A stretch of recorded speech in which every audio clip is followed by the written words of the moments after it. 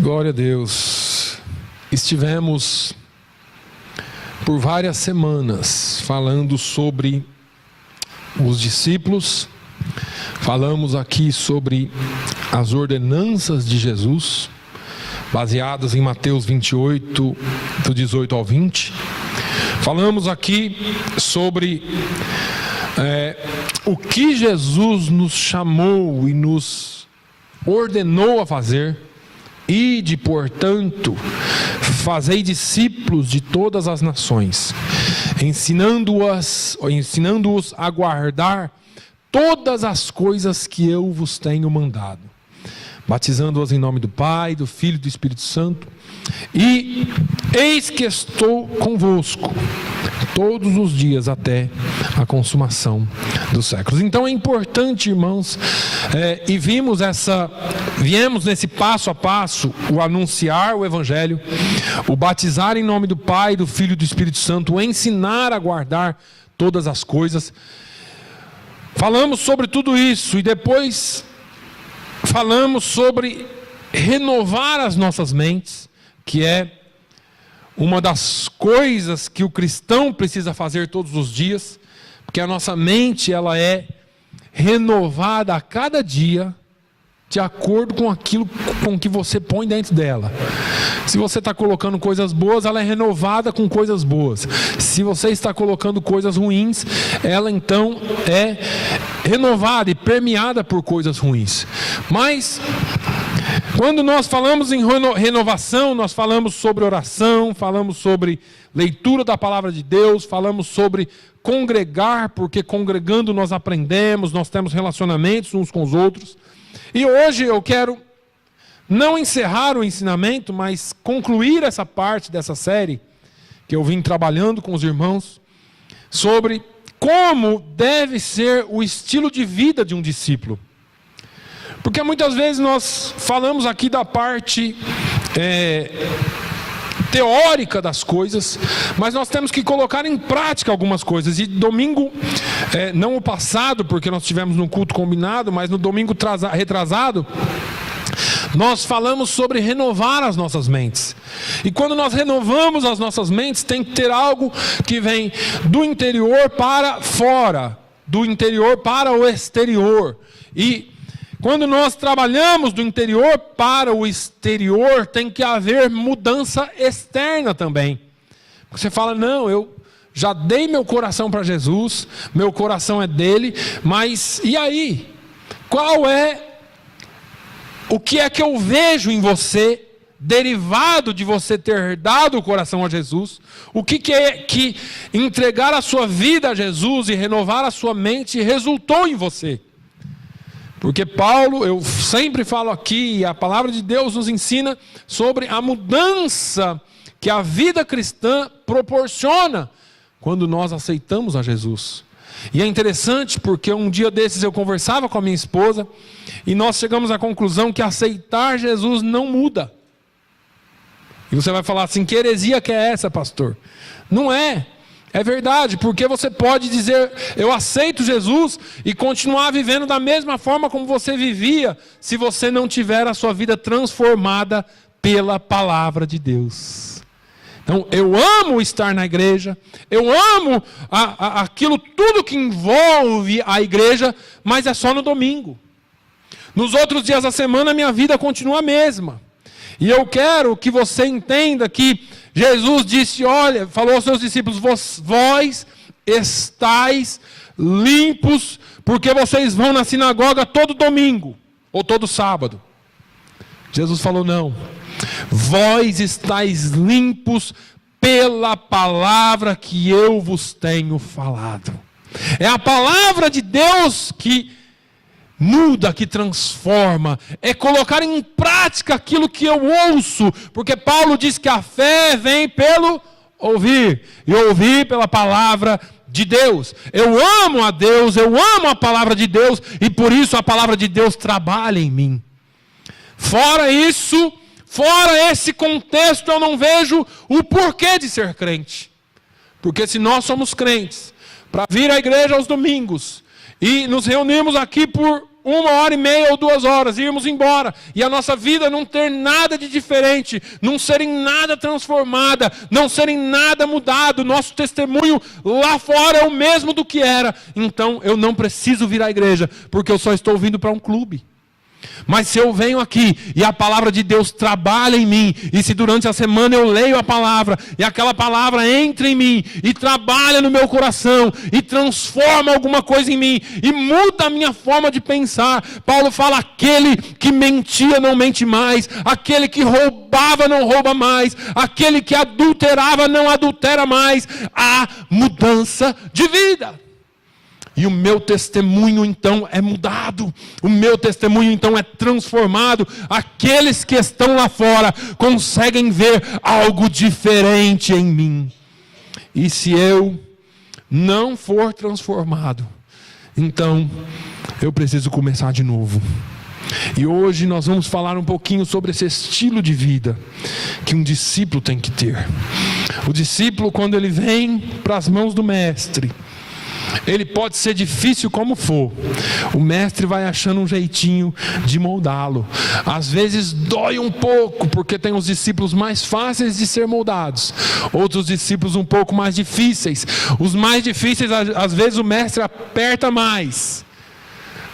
E eu quero fazer aqui uma brincadeira rápida, porque antigamente no Brasil passava um programa de televisão chamado Escolinha do Professor Raimundo, e tinha aqueles alunos difíceis de entender, não falava coisa com nada, e tinha um lá que era o mais esperto, e quando ele dava a resposta em cima, o professor falava assim, eu queria ter um filho assim.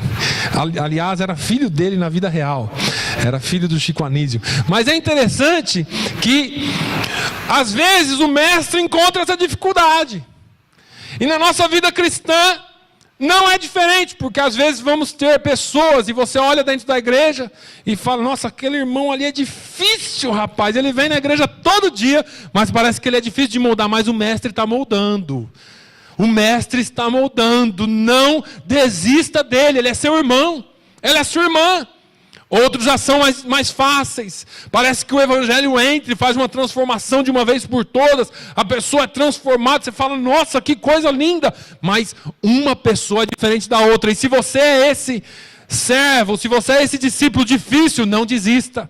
É melhor você aqui do que lá fora, porque aqui o Espírito Santo está trabalhando em você, a palavra de Deus vai trabalhando em você, e uma hora dessas Deus faz uma mudança total na sua vida. Você olha lá atrás e fala assim, eu nem me reconheço mais, porque eu era assim, e agora eu sou totalmente diferente. Mas é difícil. No começo do ministério de Jesus teve alguns discípulos difíceis, uns meio assim difíceis de tratar. Teve um dia que 2 deles foram evangelizar numa cidade, voltaram para Jesus nervoso. Jesus, eles não quiseram nos ouvir, vamos orar e mandar fogo do céu sobre a cidade. Jesus falou, calma, não faz isso não. Um deles era João, o discípulo amado. No final da carreira dele ficou tão parecido com Jesus, que ele começou a chamar a igreja de filhinhos.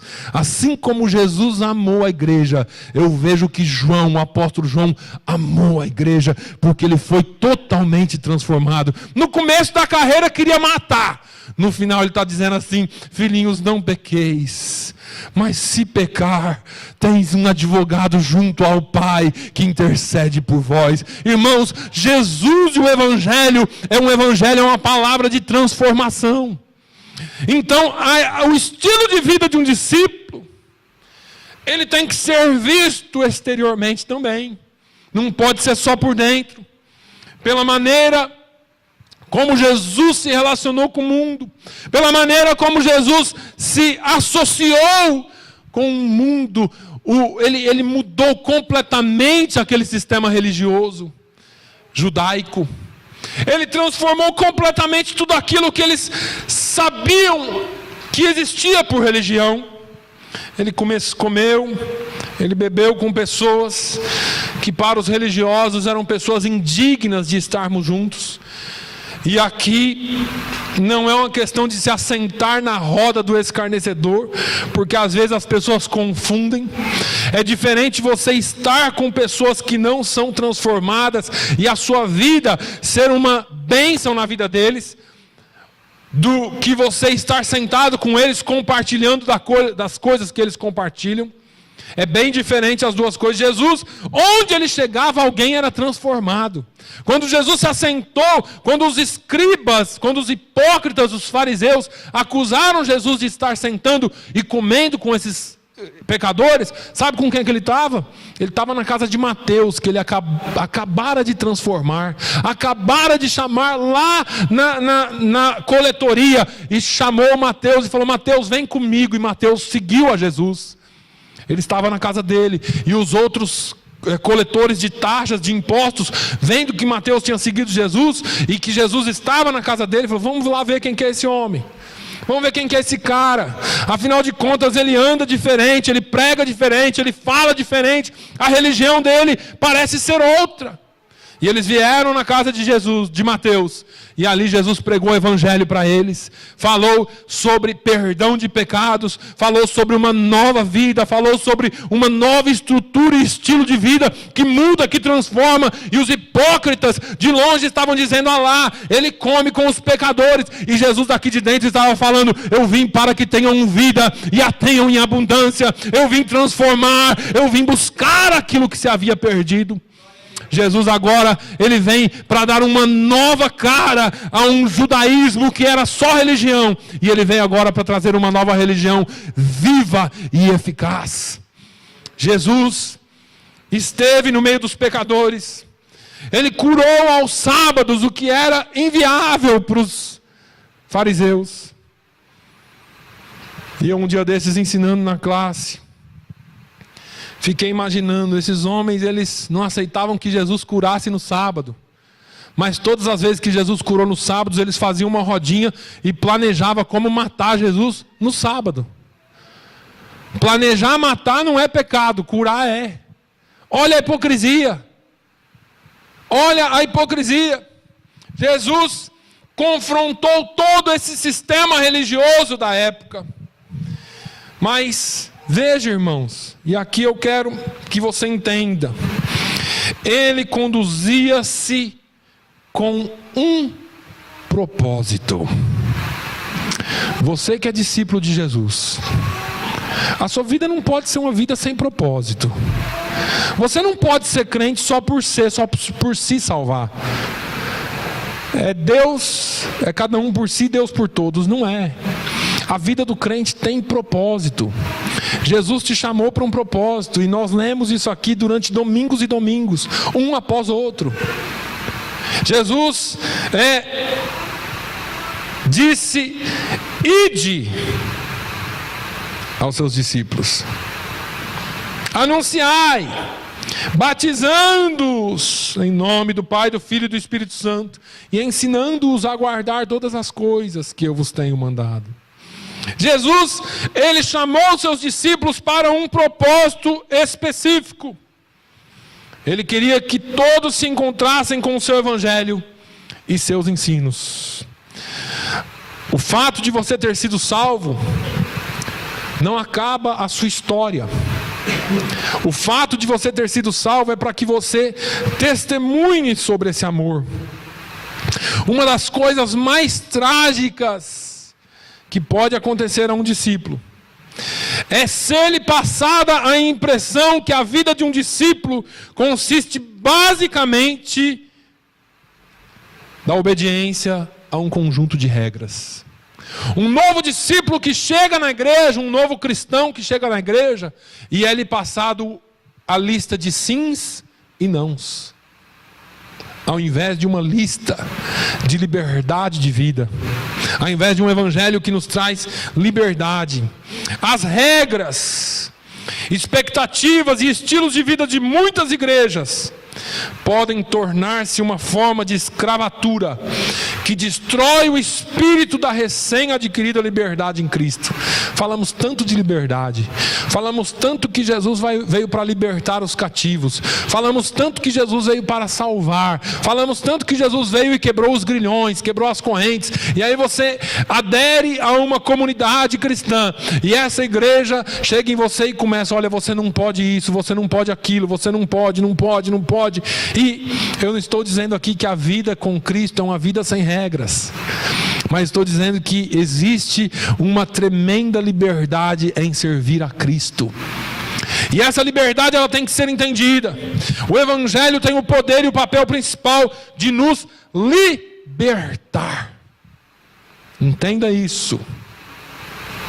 O Evangelho tem o papel de nos libertar.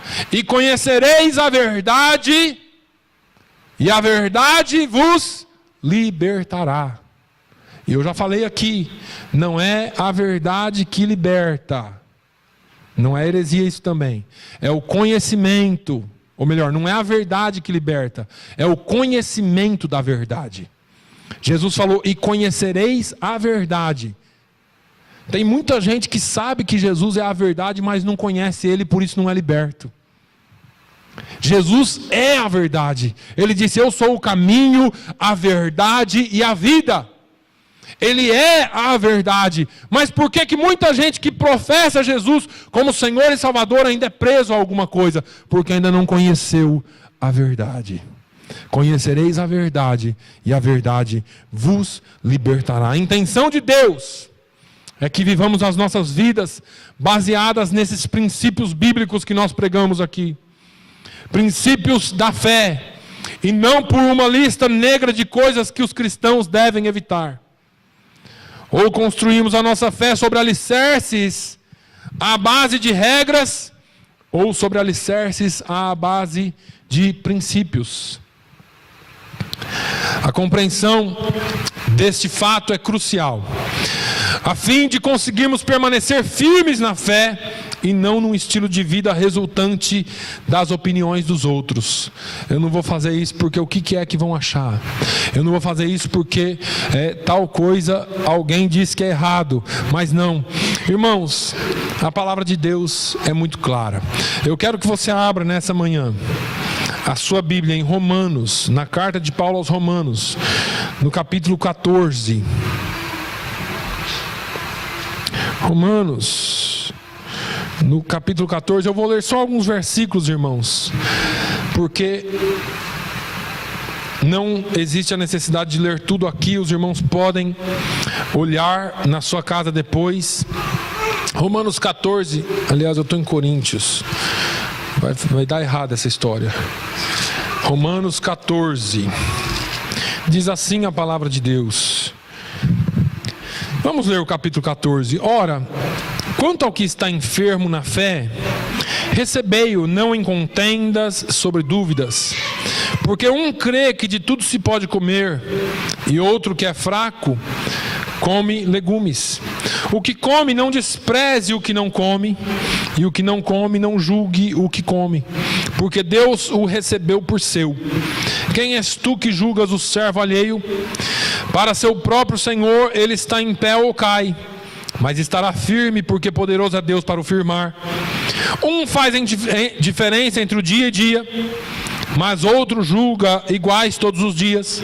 Cada um esteja inteiramente seguro em seu próprio ânimo. Aquele que faz caso do dia, para o Senhor o faz. O que come, para o Senhor come, porque dá graças a Deus. E o que não come, para o Senhor não come, e dá graças a Deus. Porque nenhum de vós vive para si, nenhum morre para si. Porque se vivemos, para o Senhor vivemos. Se morremos, para o Senhor morremos. De sorte que ou vivamos ou morramos, somos do Senhor. Foi para isto que morreu Cristo, e tornou a viver para ser Senhor, tanto dos mortos como dos vivos.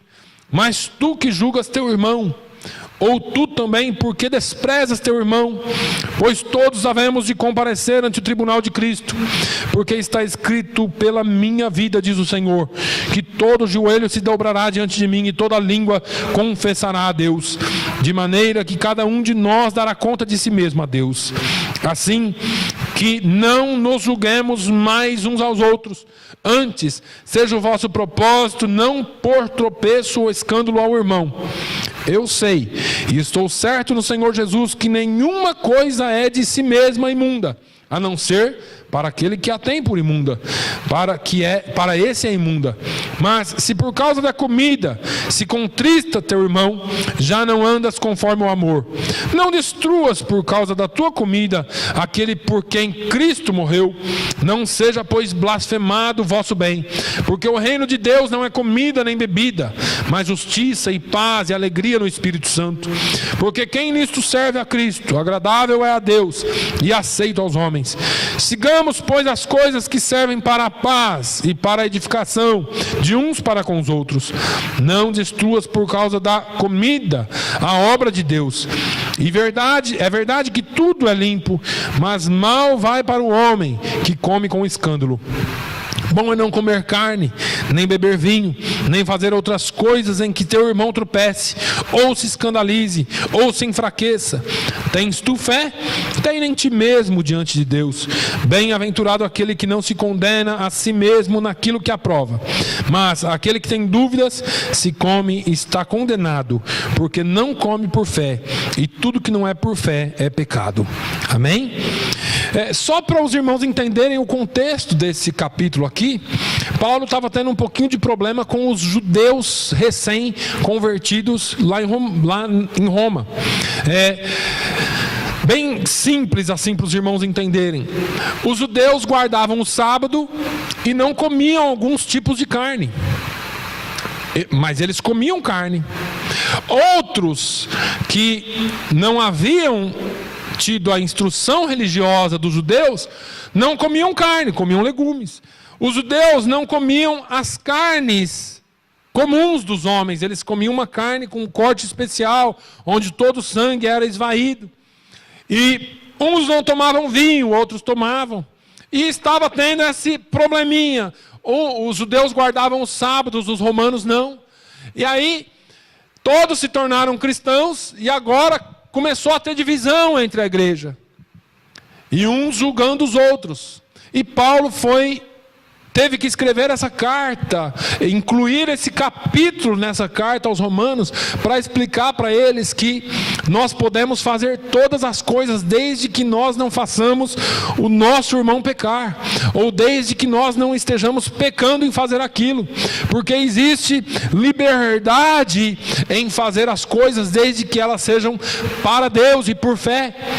E existe uma coisa muito importante aqui nesse capítulo. Esse capítulo fala que cada um de nós somos responsáveis por nós mesmos. O pastor é responsável por ensinar a palavra por completo, por ensinar a palavra correta. Você é responsável pelos seus atos. O pastor vai dar conta da sua vida pelo que ele ensina aqui em cima, ou pelo que ele ensina na sua casa, onde quer que seja. Você vai dar conta pela sua atitude. E nós precisamos entender isso. Essa passagem aqui de Romanos 14 é uma passagem clássica sobre como viver por princípios e não por regras. Aqueles homens estavam vivendo por regras. Olha, não pode comer isso. Olha, não pode comer aquilo. Ele bebe vinho. O outro, não, ele não pode beber. Ele não bebe, ele deveria beber. Então não existe isso.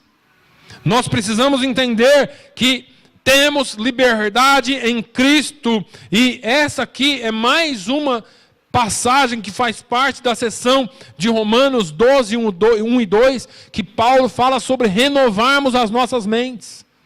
É uma continuação daquilo que nos encoraja à transformação das nossas mentes. E muitas vezes nós não entendemos isso. Lembre-se que um dos propósitos da renovação da nossa mente é evitar que o mundo nos pressione com seus modelos. E aqui vai uma das coisas que é importante a igreja saber. Você fala, pastor, o que eu posso, o que eu não posso? E muitas vezes nós seguimos os modelos do mundo, mas não queremos seguir os modelos bíblicos. A Bíblia nos traz uma tremenda liberdade, mas ela nos traz também uma capacidade ou um conteúdo enorme daquilo que nós devemos fazer. E você fala assim, pastor, você acabou de falar que nós não vivemos por regras. E eu não estou falando de regras, eu estou falando de princípios bíblicos. Tem coisas na Bíblia, irmãos, que nos ensinam a viver para que nós tenhamos uma vida melhor com os homens e com Deus. Mas muitas vezes nós somos pressionados pelos moldes do mundo. E os princípios bíblicos têm que ser mantidos na nossa vida. Apesar de que chega uma hora que você vai desagradar alguém. Você pode desagradar alguém, mas não faça tropeçar o seu irmão, porque o seu irmão não pode pecar por sua causa. Para evitar que nós sejamos pressionados pelos moldes do mundo, é importante que aprendamos como nos relacionar com o mundo ao nosso redor.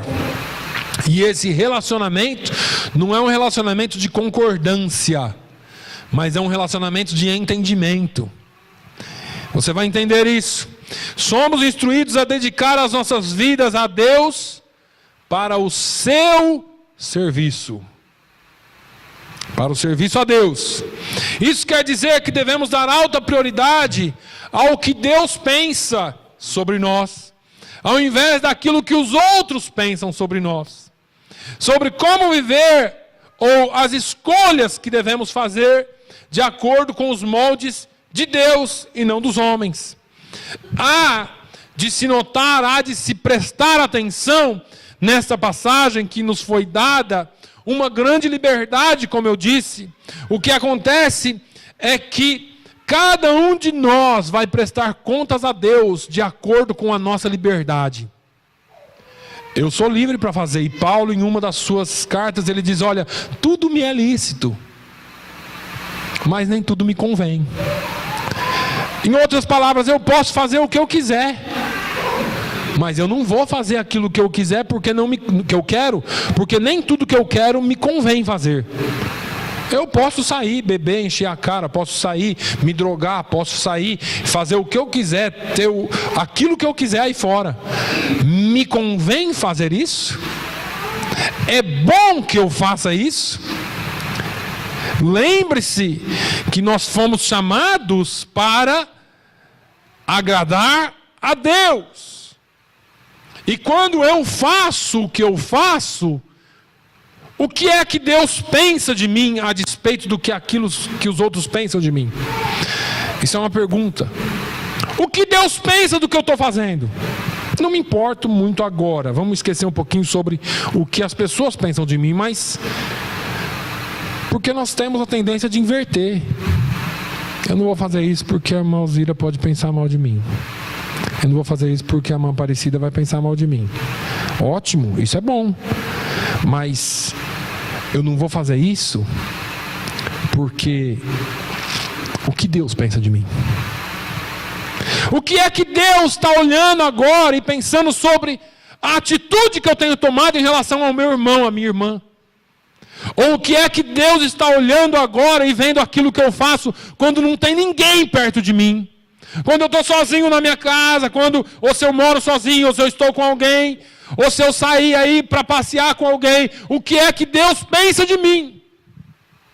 Porque afinal de contas ninguém está vendo.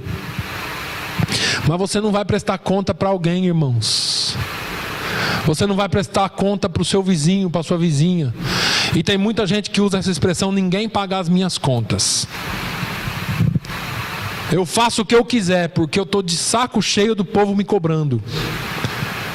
Ótimo, e eu concordo em gênero, número e grau com você se nós estivéssemos moldados pelos moldes do mundo. Mas nós somos moldados pela palavra de Deus. E a palavra de Deus é bem clara e é direta. O que é que Deus pensa de você? Como é que Deus está encarando isso que você faz? Porque não importa mesmo o que eu penso de você. Mas importa o que Deus, aquele que te criou, aquele que te chamou para representar Ele aqui na terra, está pensando de você hoje. Porque muitas vezes a gente fica ligado com aquilo que, meu Deus, se eu fizer isso, vão pensar isso de mim. Para. Você é livre em Cristo. Mas antes de você fazer, pensa assim: o que Deus vai pensar de mim? O que Deus está sentindo agora por eu estar fazendo isso? O que Deus está pensando agora? Será que Deus se alegra no que eu estou fazendo agora? Porque essa liberdade que nós temos, ela é regida pela palavra de Deus. A liberdade que nós temos não é regida por um conjunto de regras que homens impôs a nós. Porque a vida e a liberdade que Deus nos dá não nos livra de regras, irmãos. E você precisa entender isso. A vida cristã não é uma vida desregrada, porque senão nós estaríamos pregando o evangelho da super graça de Deus, que você vem e Jesus te perdoa por tudo. Não importa o que você faz, Jesus te perdoa. Mas Ele te perdoa hoje, amanhã você vai e peca de novo, Ele te perdoa de novo, e você vive aquela vida de pecado porque não tem problema, porque Jesus te perdoa. Se a nossa fé é forte, então seremos capazes de lidar com o maior número de escolhas, sempre com a ideia de servir a Deus em tudo. Lembre disso. Porque você pode escolher o que você vai fazer, e você pode escolher fazer o pior. Mas tenha uma coisa na sua cabeça: você está servindo a Deus com o que você está fazendo ou não? Quando você faz alguma coisa que você sabe que desagrada a Deus, você está servindo a Deus? Portanto, as nossas escolhas devem ser uma questão de fé, uma questão de convicção pessoal. E se nós fôssemos falar de todo esse capítulo aqui, talvez nós demoraríamos algum tempo. Mas lembre-se que um dos propósitos da renovação das nossas mentes é evitar que o mundo nos pressione, que o mundo nos leve aos seus modos. Se não for por fé que você está fazendo, se nós seguirmos fazendo seja lá o que estamos fazendo sem fé, é pecado. A palavra de Deus diz assim, capítulo 14, 22 e 23 diz assim: tens tu fé? Tem em ti mesmo, diante de Deus. Bem-aventurado aquele que não se condena a si mesmo naquilo que aprova, mas aquele que tem dúvidas, se come, está condenado, porque não come por fé. E tudo que não é de fé é pecado. Então eu vou dar um exemplo bem simples para vocês. Eu quero ir num determinado lugar, num determinado show, e aquilo está me incomodando o coração. Não vai. Não vai não. Você está pecando, porque está te incomodando. Agora, se você sabe que aquilo ali não é pecado para você, se você sabe que aquilo ali não tem problema nenhum para você, vá. O que eu estou querendo dizer para você é que acima de tudo existe o Espírito Santo que nos fala ao coração. A palavra de Deus é quem nos molda. A palavra de Deus é quem nos dá moldes de vida. Então, faça as coisas que o teu coração não te condena, mas mais do que isso, faça as coisas que a palavra de Deus não te condena. Porque o coração também é enganoso, irmãos. Jeremias fala que o coração é enganoso mais do que todas as coisas. Ele diz: quem o conhecerá? Só Deus conhece o nosso coração. Então quando a Bíblia fala para você fazer aquilo que o teu coração não te condena, mas Paulo está falando aqui a respeito da fé, e a fé na palavra de Deus, a fé nos moldes da palavra de Deus. Porque essa palavra aqui ela é muito complicada de se pregar, porque tem gente que confunde ela. Bom, se eu tenho liberdade para fazer qualquer coisa, então vou fazer qualquer coisa. Mas a palavra de Deus não se resume em Romanos 14. A palavra de Deus, ela é completa em si. E eu já falei aqui, tudo me é lícito, mas nem tudo me convém. Outra coisa, talvez para você não é pecado, e talvez nem seja pecado, mas o teu irmão vê aquilo como pecado, porque ele não tem fé suficiente para ver que aquilo ali não é pecado, ou ele crê que aquilo é pecado. Você fala: eu vou, porque o problema não é meu, o problema é dele. Mas se você fizer tropeçar o seu irmão, você pecou junto. Então, Por exemplo, em algumas denominações, e principalmente na igreja tradicional sul-americana, não se bebe vinho, não se bebe bebida alcoólica. Em outros lugares já se bebe. E aí você está acostumado lá no seu lugar onde bebe, e você vai visitar a igreja lá no Brasil, e chega lá, você está sentado com um monte de crentes e você pede uma bebida alcoólica. Você vai escandalizar todos eles. Então, antes de você tomar qualquer atitude, você presta atenção naquilo que você está fazendo. Agora, entenda uma coisa, que eu não estou te dando liberdade para beber também, porque isso aí é uma coisa entre você e Deus. Se aquilo te faz mal, não faça. Não faça.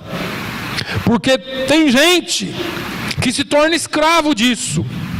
Agora, é importante, e eu continuo repetindo, que eu e você renovemos a nossa mente pela palavra de Deus.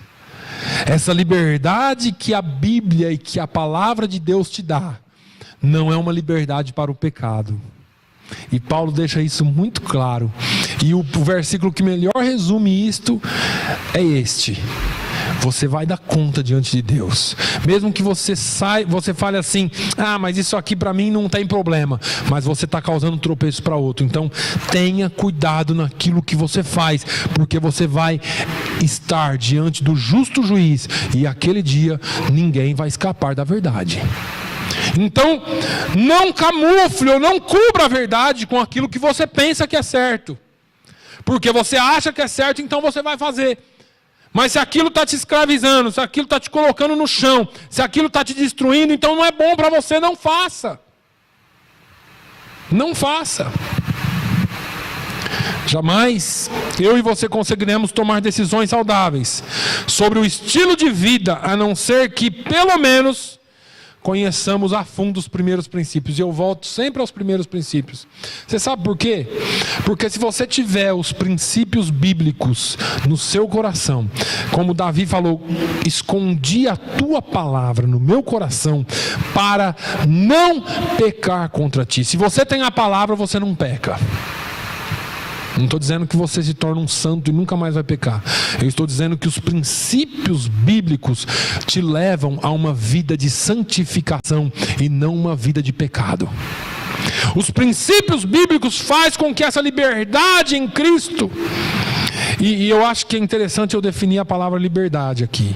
Porque a gente fica falando liberdade, liberdade, liberdade. Liberdade, eu já falei aqui, é justamente isso. É o poder de escolha. Porque tem gente que confunde isso. Agora eu sou livre, agora eu posso... Lembra quando você queria fazer 18 anos? Não via a hora de fazer 18 anos? E você ficava pensando assim: quando eu fizer 18 anos eu vou sair de casa, quando eu fizer 18 anos eu vou encher a cara, quando eu fizer 18 anos eu vou dirigir, quando eu fizer... E depois você fez 18 anos e não foi nada daquilo. Por quê? Porque existe um senso de certo e errado dentro de você. E não é a liberdade que vai te tirar os limites daquilo que você pode ou não fazer. A liberdade é o direito de escolha que você tem. Eu sou livre para decidir se eu faço errado ou se eu faço certo. Isso é liberdade. Agora, quem está preso não pode decidir. Quem está atrás da grade não pode decidir: hoje eu vou para a rua. Não, ele é preso.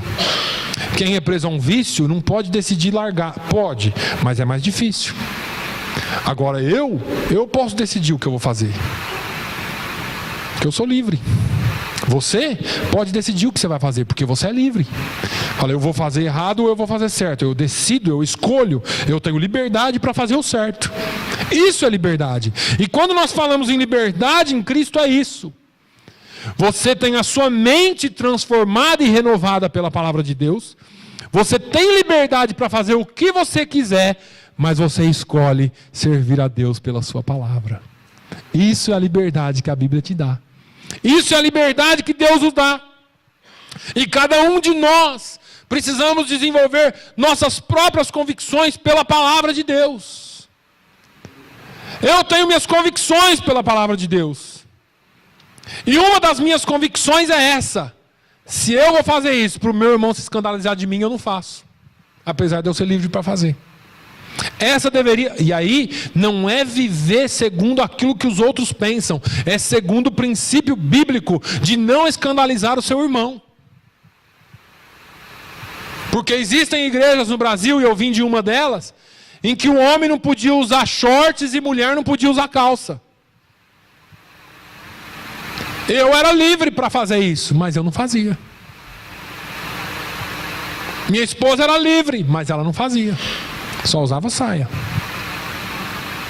Eles estão errados? Não. É convicção deles. E glória a Deus por isso. Nós estamos errados também? Não. É convicção nossa. E Deus nos abençoe por isso. Mas cada um viva pela fé, de acordo com a palavra de Deus. E Paulo dá uma instrução muito séria aqui. Olha, aquele que come carne, não julgue o que come legume. E o que come legume não julgue o que come carne. Vamos traduzir isso aqui, trocar isso aqui em miúdos. Se lá na sua igreja não pode usar saia ou não pode usar calça, não julgue a que pode. E se lá na sua mulher não pode cortar o cabelo, não julgue a que pode cortar. Porque tem essas coisas que os homens colocaram por algum motivo e nós respeitamos. Mas nós não podemos julgar uns aos outros, nesse sentido não. Nós podemos julgar o pecado. Essas coisas não. E aí, nós entramos em um mundo, um meio, em que Paulo estava vivendo a mesma coisa. Pessoas, uma julgando a outra, começaram a botar o dedo um na cara do outro. Esqueceram da palavra de Jesus. Você está olhando o cisco no olho do teu irmão e não tira a trave que está no teu olho. Eu vou ficar prestando atenção na vida dos meus irmãos, enquanto eu tenho a palavra de Deus para me dirigir. Se eu prestar atenção na sua vida, irmão, vai ser para te abençoar e não vai ser para te julgar. Você pode ter certeza disso. Se nós olhássemos para a vida dos nossos irmãos, e ao invés de falarmos mal deles, nós orássemos por eles e ajudássemos eles e aconselhássemos eles, nós não estaríamos do jeito que estamos como igreja no modo geral. Mas nós julgamos mais nossos irmãos do que o pecado que está lá fora. O seu irmão não pode errar isso aqui que você pisa nele, mas o homossexualismo não é mais pecado para você. Isso é sério. Eu estou falando da igreja de Cristo. Eu estou falando da igreja geral do mundo. Porque muitos já não aceitam pequenas coisas, mas as grandes estão sendo passado. E Jesus falou, olha, você não coa mosca. Não lembro essa palavra de Jesus, só me veio aqui na cabeça. Você coa a mosca, mas deixa o elefante passar, um negócio assim. É uma palavra mais ou menos assim. Secou o cisco pequeno, mas o grande passa. E às vezes nós fazemos a mesma coisa. Pegamos em pequenos detalhes, mas o grande está entrando dentro da igreja e destruindo tudo. É pecado uma relação, alguma coisa relacionada à veste, mas não é pecado fofocar do irmão, falar mal do irmão, fazer mau testemunho contra o irmão. Isso não é pecado. Então, irmãos, nós temos essa liberdade em Cristo. Mas nós temos que entender que a igreja de Cristo no mundo, ela adota vários estilos. E os estilos são aceitáveis desde que os princípios sejam o mesmo. O estilo de vida de cada um, a forma como vai cultuar é aceitável desde que o princípio seja o mesmo. Eu já falei sobre formas e princípios para os irmãos. Não importa a forma do nosso culto, se eu vou cantar antes, se eu vou pregar antes, se eu vou tirar a oferta antes, não importa. Não importa se eu vou pregar daí, os irmãos vão ficar aqui, não importa. O que importa é que a palavra de Deus esteja sendo pregada na sua totalidade. Porque quando nós nos amarramos demais às formas e deixamos os princípios ir embora, aí acabou tudo. Aí nós só estamos nos reunindo como um clube mesmo. Então, nós não devemos julgar os outros pelas nossas próprias convicções. Eu acho que isso é errado, eu não gosto disso, então eu julgo você. Enquanto que a Bíblia não diz nada a respeito disso. E essa palavra, ela tem que ser muito bem pensada e muito bem digerida. Porque eu não gosto, porque eu gosto de mulher de cabelo comprido até aqui, eu vou julgar as que cortam. Então eu crio doutrinas em cima daquilo que eu gosto, e não do que a Bíblia diz. E aí eu crio eu acho até coisa aqui para dar base àquilo que eu gosto. Mas, por causa disso, a igreja desenvolveu uma série de problemas. O que eu quero que os irmãos entendam é que a palavra de Deus é que transforma. A palavra de Deus é que muda. Nós deveríamos ser todos crentes maduros, mas infelizmente alguns de nós somos maduros, mas não participamos como crentes maduros.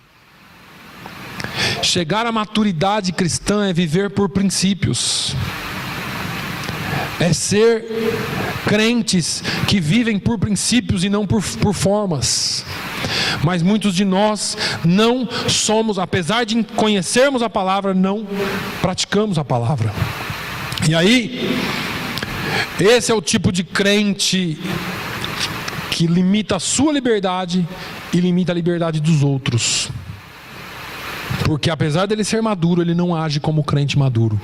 Tem 50 anos de igreja, mas não age como um crente que é maduro na igreja, porque ele prefere se reter. Mas Deus nos chamou para sermos crentes maduros, crentes balanceados, crentes com estilo de vida segundo a palavra de Deus, segundo o que Jesus nos deixou, segundo o que a palavra de Deus nos deixou, porque é isso que nos traz vida com liberdade. E vida com liberdade, mais uma vez, só para não esquecer. Pode esquecer de tudo que eu falei, mas se você se lembrar disso, vai ser bom para você. Eu tenho o poder de escolha na palavra de Deus. Eu leio a palavra, eu sei o que é certo e errado, e eu posso escolher entre o certo e o errado. Lembrando de uma coisa: tudo que você fizer, você vai dar conta diante de Deus. Tudo, para bem e para o mal. Paulo fala aqui em Romanos 14 que Jesus vai julgar vivos e mortos. Que ninguém vai escapar naquele dia, que todo joelho vai se dobrar. Então, se você está em dúvida sobre isso ou sobre aquilo, é melhor, antes de você tomar uma atitude, vai para a palavra de Deus. Vai para a palavra de Deus e faça o que é certo segundo a palavra de Deus. Pastor, é certo segundo a palavra de Deus, mas eu vou escandalizar o meu vizinho. Não faça. Se retenha. Irmãos, seguir a Jesus exige uma enorme fé. Eu falei aqui para vocês esses dias. E tem gente que pega a fé em Cristo para fazer coisas e faz coisas maravilhosas. Agora deixa eu falar uma coisa para você. Exige muito mais fé você renunciar do que você fazer. Porque é lindo quando alguém cheio de fé vai e ora e Jesus cura na hora. Que fé linda, que fé maravilhosa. Agora eu quero ver fé quando você tiver que renunciar a alguma coisa que dói em você, mas que você precisa renunciar pela fé. E aí são poucos que fazem. Porque nós queremos as coisas grandes, nós queremos as coisas lindas, nós queremos as coisas que aparecem, e às vezes aquilo que Deus exige de nós é aquilo que vai ser feito no escondido. Para Davi exigiu muito mais fé matar o leão, matar o urso, do que para matar o Golias. E eu falo isso para vocês porque lá no campo Davi estava sozinho. Aqui Davi estava cercado de um exército. E talvez ele pensasse, bom, se eu conseguir derrubar, depois eles vão me ajudar a acabar de matar. Estou só viajando aqui com o meu pensamento. Mas lá no campo não, lá no campo era Davi sozinho, defendendo as ovelhas. Ali exigia fé e comunhão com Deus. E tem hora que as coisas vão acontecer quando ninguém está vendo, quando não tem testemunha, quando ninguém está, é você e Deus. Aí exige muito mais fé. Mas a gente gosta das coisas grandes. Tenha fé para fazer as coisas que exigem renúncia também. Tenha fé para fazer as coisas que, mesmo você sabendo que poderia ser diferente, mas nesse momento você precisa renunciar. Você precisa fazer ou deixar de fazer, porque Deus requer isso de você naquele momento. Nós vamos continuar com essa palavra mais um pouquinho domingo que vem, porque é de suma importância que você e eu aprendamos a viver pela palavra, que nós tenhamos a nossa mente renovada, que nós tenhamos a nossa mente totalmente transformada, não pelo mundo, mas pela palavra de Deus. Feche os seus olhos. Pai, nós te louvamos, nós te bendizemos, nós agradecemos a Ti pelo dia de hoje. Queremos, Senhor, te pedir no nome de Jesus, que essa palavra não fique só na nossa mente, mas que ela desça para o nosso coração. Que nós tenhamos a habilidade, Senhor, de decidir entre o certo e o errado. Tenhamos discernimento de ver aquilo que tem, Senhor, prejudicado a Tua obra em nós. E que nós possamos, no nome de Jesus, andarmos contigo, de acordo com a Tua palavra, Senhor, para que possamos ser abençoados por Ti. Senhor, ajuda-nos a ser crentes mais fiéis a Ti. No nome de Jesus é que eu te peço e agradeço. Amém. Irmão Manuel.